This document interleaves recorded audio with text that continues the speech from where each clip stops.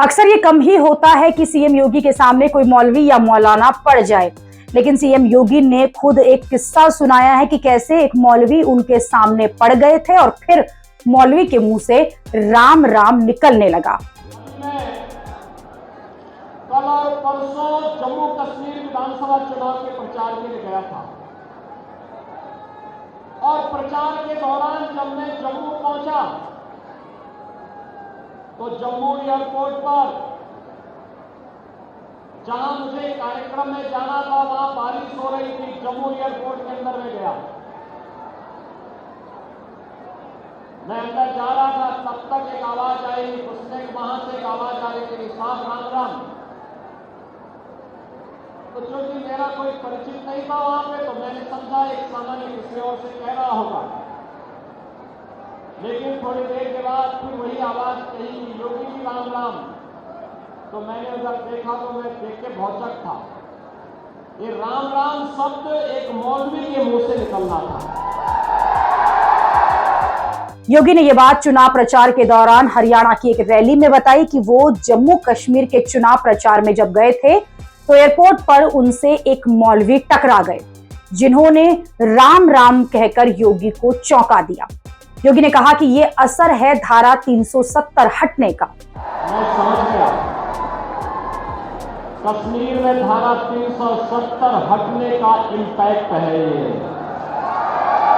और याद रखना, डबल इंजन की सरकार जब कार्य करेगी, डबल स्पीड के साथ कार्य करती है, तो जो लोग राम मंदिर का विरोध कर रहे थे, जो लोग मथुरा में श्री कृष्ण जन्मभूमि का विरोध करते हैं, जो लोग आपकी आस्था का अपमान करते हैं, यही लोग सड़कों पर हरे रामा हरे कृष्णा का भजन गाते हुए दिखाई देंगे।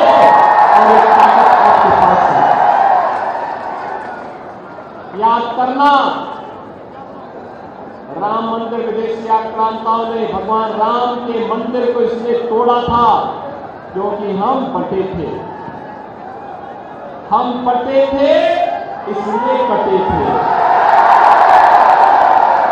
बटना नहीं है, एकजुट होकर के देश के बारे में फैसला लेना है। सीएम योगी के ऐसे भाषणों में चुनावी गर्मी बढ़ा दी है। खासतौर पर जम्मू में उनके भाषणों पर कश्मीर में खूब चर्चा हुई और अब हरियाणा में भी योगी की बातों से खलबली मची हुई है, जहां पर बीजेपी के सामने कांग्रेस की मजबूत चुनौती है।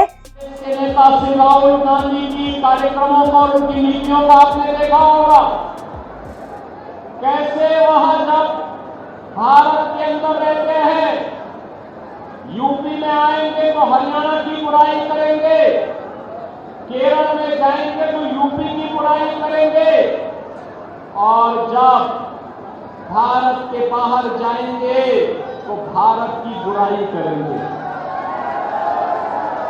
जब देश में संकट आता है तब भारत की 140 करोड़ की आबादी उन्हें नहीं दिखाई देती। जब देश संकट में होता है तो इन्हें इटली में नानी याद आती है, तब भारत याद नहीं आता है। और इसलिए बहनों और भाइयों, जो संकट में आपका साथी नहीं, वो आपका सच्चा साथी नहीं। योगी के धमाकेदार प्रचार से हरियाणा में बीजेपी को बहुत मजबूती मिलेगी और जम्मू में योगी ने अपना काम कर दिया है। वैसे योगी को बहुत देर से बीजेपी ने चुनाव प्रचार में उतारा था, लेकिन अब जब योगी चुनाव प्रचार में आए हैं तो धमाकेदार भाषणों से हड़कंप मचा दिया है।